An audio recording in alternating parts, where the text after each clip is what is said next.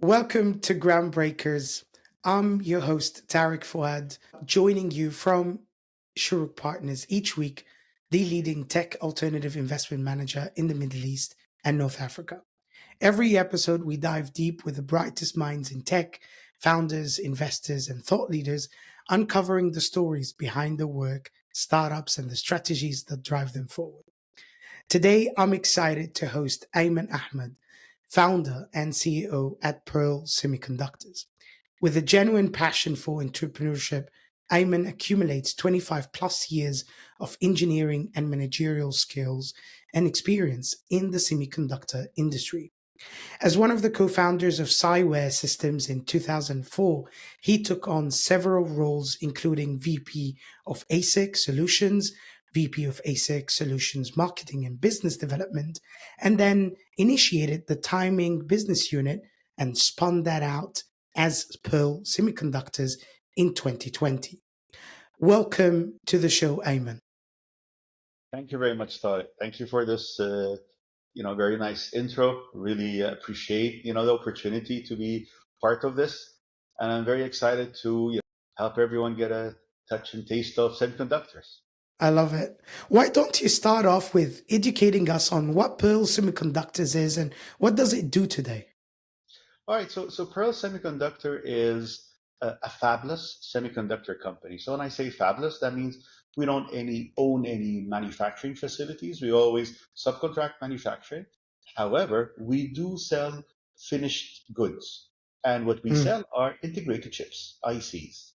So an integrated chip is like a piece of electronics that you would find on the board inside a notebook Everywhere. or smartphone, etc. So those small black things are called ICs, and we're the crazy guys that sit down and design those things. Now, nowadays, obviously, you guys focus on a very, very small miniature size, and building those ICs are a very complex feat in itself. How did you actually enter semiconductor business? And with such a high barrier of entry, I wonder what challenges you faced in establishing Pearl Semiconductors. That's a very interesting question because I consider myself an extremely lucky person. I mean, super lucky. Why? Because I basically when I finished my high school, I did my O levels, etc. I entered Ain Shams University in Egypt in Cairo, School of Engineering, and I ended up in electronics. And I graduated so happy and said, okay, I want to start working. And I didn't find any work related to what I was studying. So I got really pissed. When was that, Ayman? All right, that was what year was it? 1994. That was Oh, then there was no semiconductor industry per se in Egypt back then. I mean, I would even say there was an electronics industry, not even talking about semiconductor. And, okay. What was a little bit kind of starting to pick up was actually software. So for someone like me, for a graduate like me, the options you had was actually either to convert and become a software engineer, or software developer. And I wasn't doing for that, and it wasn't really something that I really enjoyed. It's cool and everything, but it wasn't for me. Or you would become more of like a hardware engineer and not designing hardware, but maintaining hardware. So you become a maintenance and installation engineer. So you would go install, for example, PBXs, install maybe microwave systems, etc., cables and stuff like that, microwave towers, but not the design side. Or doing like systematic maintenance to one of those old CRT TVs or radios or VCR or whatever. So that was what it looked like back then in Egypt in 1994 until basically I was one of the guys that got good grades. I was like my position was 8th and I could have become a TA at the university, etc. But that was too boring for me. And I was then, after staying like a couple of months at home, everyone else was happy doing some work. I mean, I was just waiting for something that I liked, and I was seriously considering leaving the country. And I said, if it's going to be like that, well, I might as well go do this anywhere else. And maybe then try to complete my studies as master's and PhD in a university, because I was more, I had an affinity to academic rather than, working, doing research rather than actually in the industry, because I didn't know what Yeah. industry is anyways. Until I bumped into someone that told me that a professor in the university called Dr. Hisham Haddara was actually Mm. looking for candidates. And there was a small company affiliated somehow to a French company that was starting in Egypt. So I went to his office in the university, did an interview, and all I asked about was one thing: am I going to be using my brain? Am I going to be thinking, doing something kind of challenging technically? That's all I cared about. And he told me Intellectually yes, yes, stimulated. yeah. And he told me yes, don't worry. And Yeah. since this guy is a professor at the university, then he knows what he's saying, right? Mm. And he used to be a fantastic, lecturer. Actually, is one of the best that ever, taught me. So I It's started, these and that was, professors who leave a oh, mark oh on yeah. you for good. And I started, my acquaintance with Dr. Hisham since I was a student, and he taught me, and there were like some kind of clubs in the university doing some interesting work, and he was leading one of them. So that was a company called Anacad Egypt. So Okay. Anacad, that was supposed to be short for analog CAD, and CAD is Mm. short for computer aided design. So it's actually also a software company, but it was doing software that was used by designers to design stuff. So I said, well, that's as close I'm going to get to something, exciting. So of course I agreed, and that's how I got into something kind of related to semiconductor, because that was, a company doing tools for those doing semiconductor design. Mm. And I And probably stayed. that motivated you to stay in Egypt and kind of build your career around I Anakat. was already, sending off, letters to different universities in the U.S. And I had already done a few interviews. I did an interview to a back in the UK, and they were very happy to, deploy me in one of the Gulf countries to be, their guy there. It was, but I said, okay, maybe there's an opportunity. And what happened is that, luckily, uh, after I joined Anacad, like maybe 6 months or so, we were surprised that Anacad was actually almost getting bankrupt. Anacad was a French company and was actually acquired by a US company called Mentor Graphics. Now, Mentor Graphics was one of the market leaders. It was like number two, right? It was one of the top two, top three, I would say EDA companies, electronic design automation companies. And that was a turning point, because basically they had a look at the office in Egypt. I was basically the second person to be hired there, as the second engineer to be hired by Anacad. And they were delighted by the kind of work we were doing. And they said, wow, these guys are good. I mean, we went for some training in Germany, etc. And they said, yeah, these guys are good. You need to get more of these guys. These guys are good. So Anacad became Mentor Graphics. And Mentor Graphics, then I stayed like all in all 6 years. But that was on the EDA side.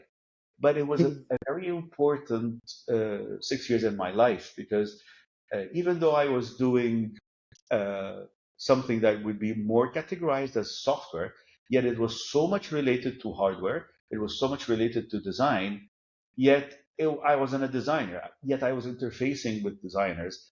And I was lucky enough to be working on very new design methodologies, and was asked actually by very senior people in the company, all the way up to the VP level, to actually go and spend some time with some key customers.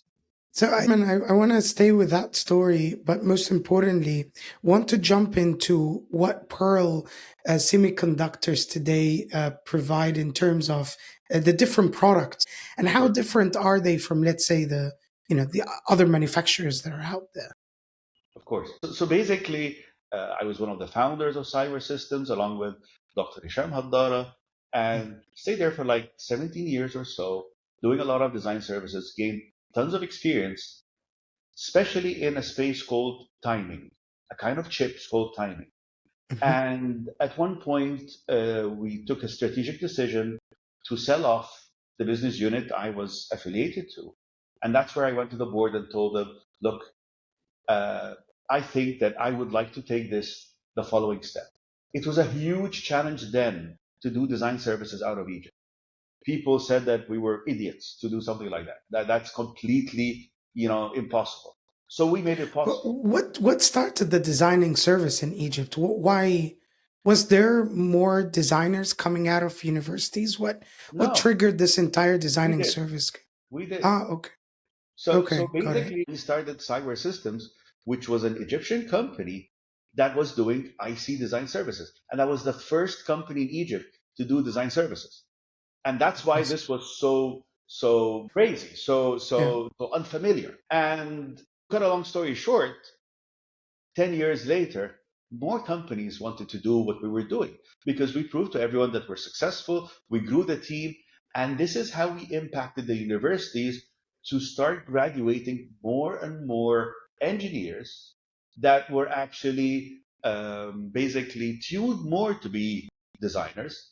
And there mm, was a relationship between the company and the university in the form of the graduation project. And I personally set a trend of you do a graduation project in your final year that is so similar to a product in the market, and basically you train yourself to become a proper designer, so you get the feel and touch of what is a designer job in real life in industry, and people got addicted to it, and it became yeah, the best and hottest thing is to become a designer. So we started attracting all the top performers, like the top 1%, top 2% of every class mm, in Cairo University, in Shams University. oh, And amazing. that's how we started accumulating more and more designers. And Cyware was basically full of extremely talented engineers and designers. And we have done work for, top tier companies in the US and Europe and China. However, it was design service. And the return you get from design service is just a fee, and that's Pearl Semiconductor. So Pearl Semiconductor, what we do is that we do timing products, which are reference clock. It is a key, I would say, element in every digital system today, as key Yes, as your heart. So, for example, if yeah. anyone It's thought it keeps the the beat. heart It's like stop, the drums in a music yeah, in a music group. Exactly. Yeah, yeah. so what we do is that we have two technologies that are protected by patents. So actually, Pearl Mm, Semiconductor holds today 27 patents. mm, The vast majority of them are actually granted, and in US and Europe and China and some in Japan. So those impressive. patents basically protect our technology. And those two technologies we have, the single die and the spur free, each of those are very unique technologies. And that's what makes us stand out in the products we build. Because at the end of the day, Okay. if you're doing a startup out Mm, of Egypt, which is still not known for products. Today, Egypt is well established and known for fantastic designers that can do best in class design services. But when it comes to product, that's another barrier. That's one more step. It's a yeah. huge leap, actually. And you're So competing globally, and you're not competing exactly, regionally. Yeah. exactly. And Yeah. and I tell my designers, like, look, we're not competing in the local league, right? I like sports, so I always like analogies related to sports. So I tell them, look, for me, every one of you has to be a Mo Salah, okay? And you Yes. guys are gonna be competing in the best leagues. We're going for the Champions League. We're not gonna do something that is interesting. Okay, no, we're gonna do something that is gonna be competing with the big boys, with the top Mm, performers in this industry, with the number one mm. suppliers, with the tier one guys.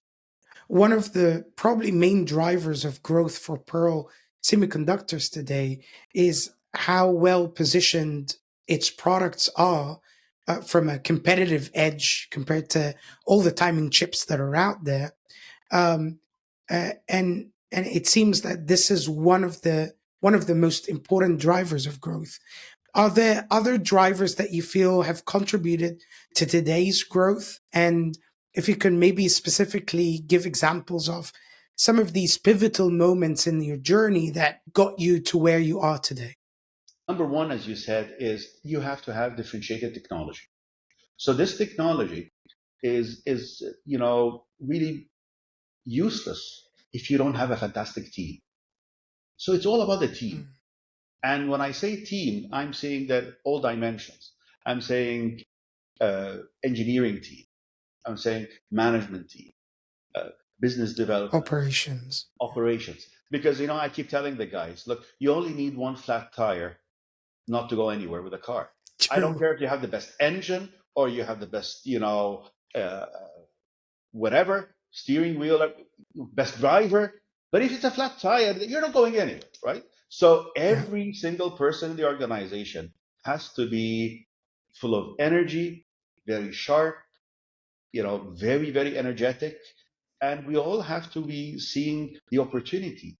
And uh, when you have challenges, that's the definition of opportunity. If it's Mm. something that is systematic, other than it's boring, right? It could be okay for others, but other than it's boring, that means that anyone else can do it. If you want to stand out, you have to have something that is obviously different, which means you have to have technology that is different and you have to have people that are extremely smart. And that's Absolutely. what I have been focusing on. Now, you have experience, but you also have to be very creative and smart. The best thing is to have both. Now, Egypt is full of extremely talented, people, and this is really stemming from the fact that some of the top brains in Egypt pursue an engineering degree, and that's why we have this kind of excellent supply of engineers. So all you need to do is that, and that's exactly what I did, is that when I was creating the team in Pearl, because when I was spun off from Cyware, we were only three guys. I had to build a complete team. Like 95% of the design team I actually had to hire. So hiring, I had to do a mix of experienced guys, like for example, our VP of engineering, Dr. Mm. Mohammed Dasuki. And I wanted to also get fresh grads, those that are fresh out of the university and so ambitious, so energetic, and really want to, kind of do a big impact. Yeah. And Yeah. these guys are super fast learners and they can do a very big They're impact. You malleable. don't You have can that. You don't exactly. have that Yeah. in the US or Europe. And they That's why, haven't necessarily also got many bad habits that you need to overcome. It is a fresh slate that you can exactly, work. exactly, Yeah. exactly. And the nice thing is that anything you tell them, they believe. So it's very convenient. I'll stay with people because I also know that you have a robust team in Egypt and in Malaysia. Yes, And what is most intriguing thing for me is understanding how do you manage and integrate such diverse teams across different countries, especially that we do not necessarily share the same culture or culture and norm. There are obviously a lot of culture and logistical challenges having two offices far away apart. So how do you maintain a cohesive company culture and be effective in a cutthroat business like semiconductors? yeah, that's a very interesting one. Now, you know, it was always clear in my mind that Pearl is not supposed to be, a local company. We're going to be an international company, and we're going to be big, and we have to have international norms. We have to think in an international manner. No international company, semiconductor company, doesn't have multiple sites. And multiple sites comes with it, of course, all those cultural issues. But, these I call them interesting issues to have because one of the problems you may fall into is that everyone is just so similar to the other person. We're all like each other. If this is the case, we're going to all have the same approach. We're going to say, we're talking like each other, thinking like each other, acting like each other. But sometimes you need different ways of thinking. And that's when different cultures is actually very useful. This kind of diversity is very important. So when you look at the group, for example, in Malaysia, the group in Malaysia, there are a lot of interesting strategic reasons for that. Number one, we have very important relationships with manufacturers in Malaysia. So it was important to have an office and a team that is actually close to these suppliers. But Yeah. at the same time, Malaysia has a different kind of culture. And Mm. Malaysia is a very interesting country because you have people there that are Malay, you have people that are ethnically Chinese, you have people that are ethnically Indian. And then Yeah. you have those expats that come to Malaysia. And Thai So, as well. Yeah. Correct. so the interesting thing here is that it's very rich with those different kind of cultures and backgrounds, and they have different kind of universities that put emphasis on different aspects of design. Very So you strong get engineering schools. Yeah. So actually, they do have very strong engineering schools, but their biggest strength is on the back end on manufacturing and testing rather than Interesting. on design. However, those that go into design have this huge passion for design. So they feel that they're heroes there because they're going through the most prestigious, I would say, kind of career there that it's not easy for anyone Yeah. to go through. Yeah. It's the road So when less you have a traveled. team that is having different backgrounds and different cultures, you start getting different types of discussions, different styles of solving problems, and that's important. That's very important. Got Of you. course, what helped that the guy that is leading the operation in Malaysia is actually used to work for in Egypt and went to Malaysia more like 10, 12 years ago, and he's a Mm. dear friend of mine. We used to work together in MEMSCAP before. So there's smooth communication between us, and he has been there long enough to understand their culture. So he Yeah. was he was the bridge, and he was their leader there, and knew how to basically integrate this team with the Egyptian team, and then you do like visits back and forth, Yeah. and then you get the synergy. So I hear that the challenge you guys kind of found a way to overcome it, and I bet the challenges didn't stop there. I would assume that you had a very, I would say, steep curve to overcome when it comes to speaking to investors. Semiconductor businesses is not necessarily something that is also either aware in the capital side of the landscape, right? The market. So, one question, and I'll put my investor hat on: why should I invest in a semiconductor business like Pearl Semiconductors today, right? And two, um, I bet nowadays we see a semiconductor business like Nvidia all over the place in the news, right? And I think it's great because it's creating all that hype around chips and especially with the big boom of AI. So I'm curious, as an industry veteran yourself, where do you see semiconductor business going forwards, right? And where and how will Pearl Semiconductors leverage what's happening around to kind of benefit from that boom that is happening there? First of all, you were talking about the issue of why would an investor invest in Pearl Semiconductor? Now, at the time when Pearl started, uh, which is like in 2020 when we were kind of trying to be spun off from Cyber Systems. So we were looking for seed money, and then after that we were looking for more some like like seed and pre-series A money. Talking to investors locally in Egypt, regionally, like in the Gulf, etc. It was so difficult, even in Malaysia it was so difficult because you're basically looked at against the wave. I mean, and the wave was all fintech. Yeah, Everybody was interested in listening to the next fintech or like some kind of e-commerce or like a platform for selling stuff on the net, etc. And there was so much hype there. But then things didn't go so well, right? For some of those guys and all the ride sharing stuff and all of those fintechs started being hit by the economical downturn. But at the same time, what happened is that you got those interesting issues arising between the giants, between the US and China. and the centerpiece was semiconductor. Yes, correct. Suddenly, all governments, all big, I would say, political bodies were talking about the importance and how strategic semiconductors is. So, for a simple person, why?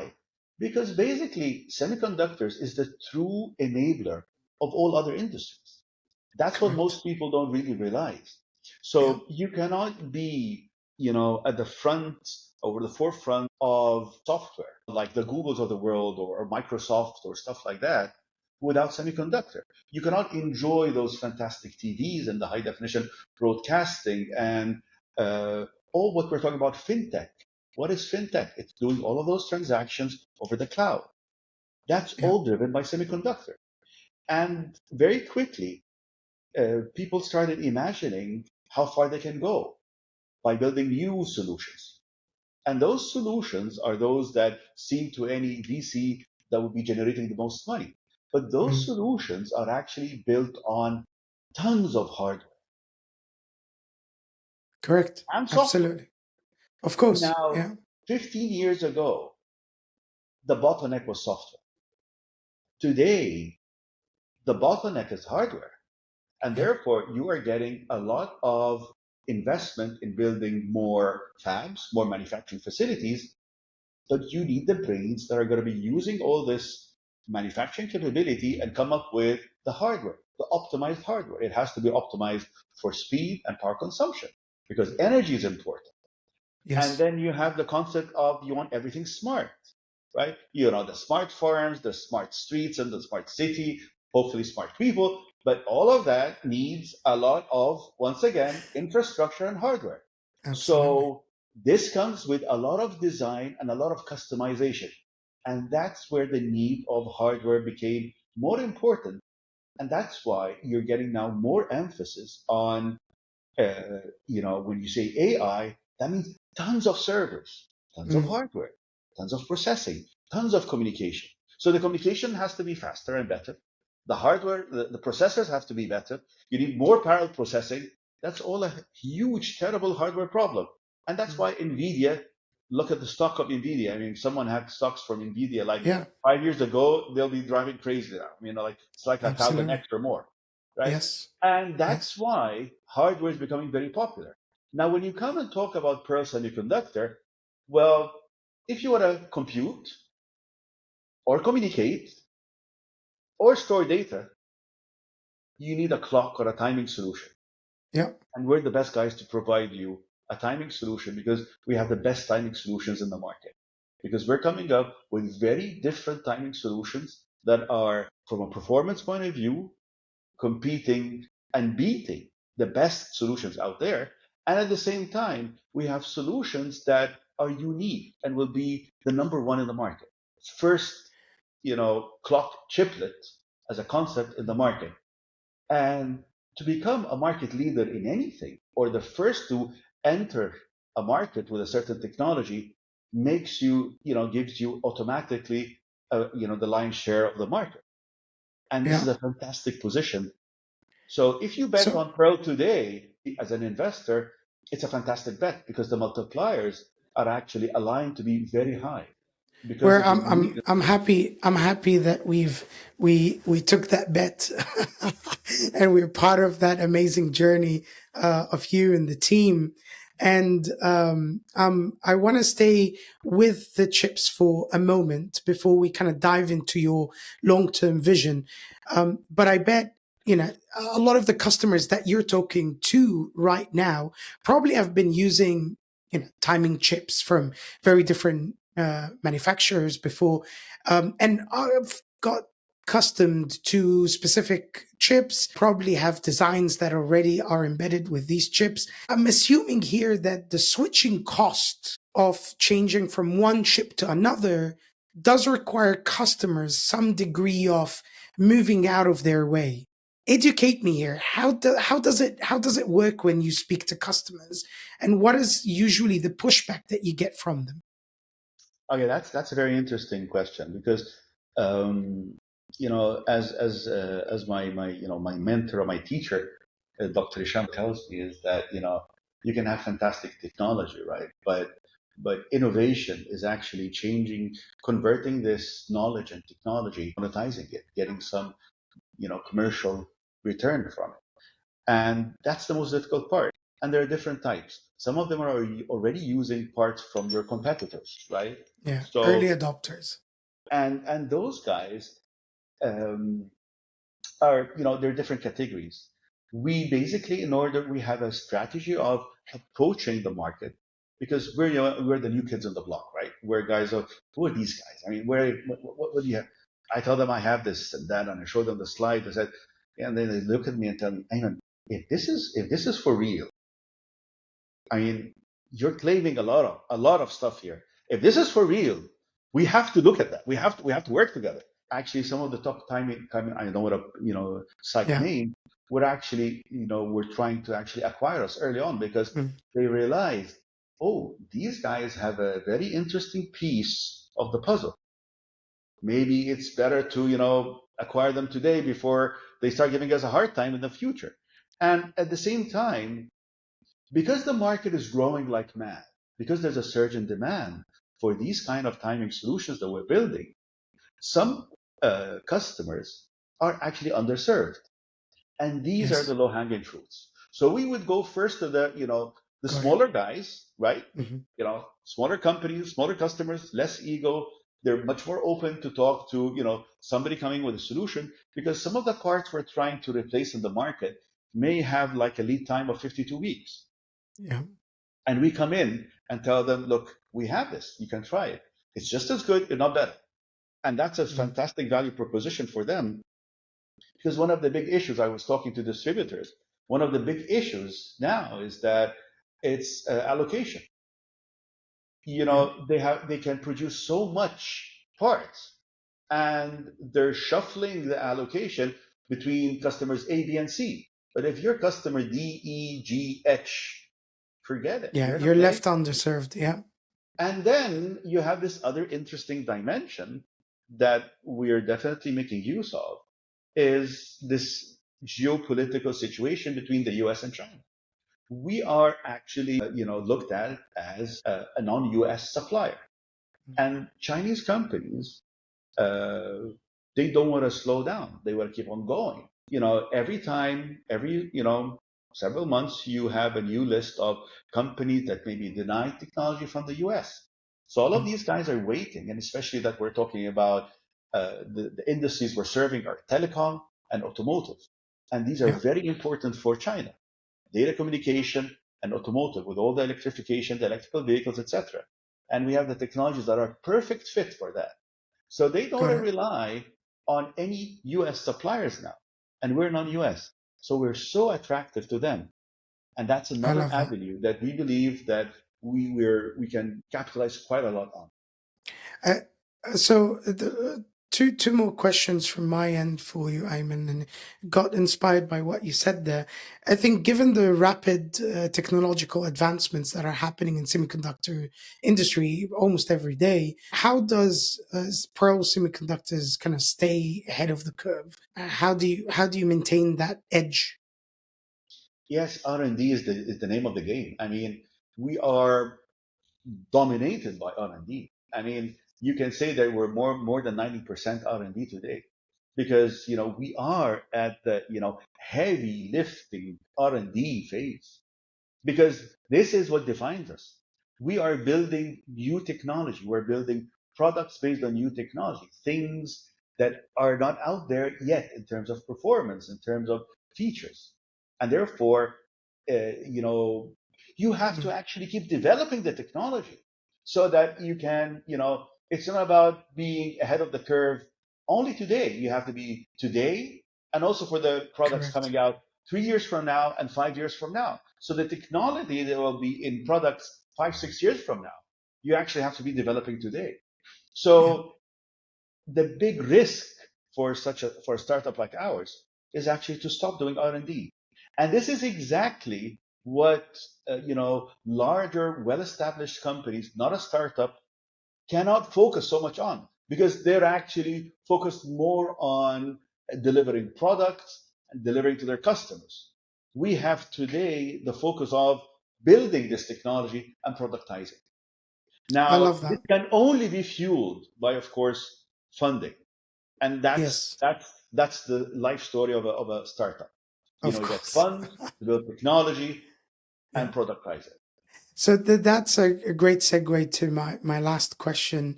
Um, can you elaborate for us on what does your long-term vision look like for Pearl Semiconductors? Could you maybe shed light on some of the new products that you might be launching in the market soon? Our objective is to be a product company. We're not an IP company or a design service company. And that's what we're doing. And we will be releasing samples of our first spur-free product in a couple of weeks. And this is something very big for us because, before it was more like a technology demo. We were proving that our designs and patents are working. And we actually demonstrated this before in Electronica, for example, a well-known show in Munich. Yes. But this time, it's a product in the final form, final package, and we give it to customers and tell them, look, check this out. Tell me if you love it or not. Tell me what you want to see. And by the end of the year, we will be doing the same thing for the single die technology, which is our other technology. Now, for a startup company like Pearl, this is a huge milestone. It's very important to get the hardware out there. It's not a matter of promises anymore. That's the thing. You just give it. That's the thing. You don't have to trust my measurements. You can measure it yourself. Try it out yourself. Tell me what you think about it. And this is a very important defining moment because from this moment onwards, if you give the samples to your potential customers, they come back to you with, yes, I want this. If this is available in volume, I will place orders. And this is a huge, testimonial, right? Yeah. If this is there, I'm going to place orders. And if it's within your, let's say, competitor's hand, they'll say, "Oh my goodness, these guys are gonna give me a really tough time. I need to do something about it. If I Yeah. can't run as fast as they're running, maybe I should consider acquiring these." Acquire. But of course, we will always push as much as possible to become a company with a complete product portfolio, to be the de facto place to go for a timing solution. And companies like Pearl can easily one day become a public company valued in billions of dollars. I am saying this because there are examples, of course, like a company called SciTime that I believe has today maybe a fraction of what we're dreaming of actually deploying in the market. And they're already something like a $3 billion market cap. And this is a timing only company. So what I'm saying is that, we are actually, on something that could be really big, really huge, Yeah. not by just the standards of Egypt or the region. No, It's just international. by standards of any place in the world. Because as I said, we're not in the local league. That's not what we're talking about. We're Yeah. talking about on the international level. So we have the technology, we have a fantastic team, and we have to grow both. And the only way today is to feed it with VC money. So we're lucky to have VCs like Shorooq, like Sawaria, like others. And of course, we'll always be, raising money until we hit our milestones. And hopefully one day, this is going to be, a company that is well established with, steady Yeah. state revenue, highly profitable. No doubt, no doubt that you guys will reach there. I really appreciate your time, Ayman. It was such an enriching conversation. Thank you so much for joining us today. Thank you, Tara. I enjoyed that, and I hope everyone has a better understanding of semiconductor. And Yeah. I basically invite anyone to try to be part of semiconductor in any way. Well, It you is going to heard. be very exciting for at least the next 10, 15 years. I bet. So for everybody who listens us out there who've seen this recording, and you're in the semiconductor business and would like to reach out to Ayman, please feel free to drop a comment, reach out to us. We'll put you in touch directly with Pearl Semiconductors. For everybody who's reaching out, also that are raising capital, you could reach us through our website, shuruk.com. Don't forget to obviously subscribe to our social media channels on your favorite platforms to catch all of the latest episodes and to stay up to date with our news. Until then, obviously, stay groundbreaking. This is Tariq Fouad signing off.